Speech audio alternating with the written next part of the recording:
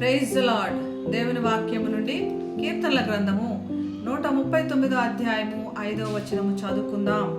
వెనుకను ముందును నీవు నన్ను ఆవరించి ఉన్నావు, నీ చెయ్యి నా మీద ఉంచి ఉన్నావు. నాయకుడిగా ఉండటాని కోసమై మోషేని దేవుడు ఎన్నుకున్నాడు. తన ప్రజల్ని ఐగుప్తులో నుంచి బయటకు తీసుకొచ్చే బాధ్యత తనకు అప్పగించడానికి కావలసిన కంప్లీట్ ట్రైనింగ్ మోషేకి దేవుడు అనుగ్రహించాడు. కానీ చివరికి మోషే అరణ్యంలో తిరుగుతున్నాడు, గొర్రెల మందలు కాస్తున్నాడు. అయినా కూడా దేవుడు మోషేని వదిలిపెట్టలేదు.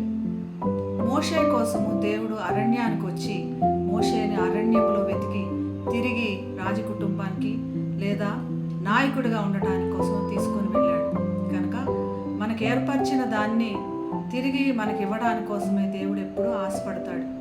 మనం ఎప్పుడూ నాయకులుగా గొప్ప కుటుంబంగా ఉండాలని ఆయన కోరుకుంటున్నాడు. కాబట్టి మనం దేవునికి లోబడి ఉంటే అన్నీ ఆయన కంట్రోల్లో ఉంటాయి. ప్రార్థన చేద్దాం.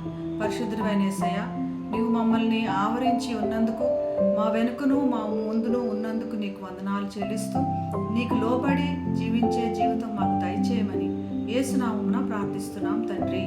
ఆమేన్.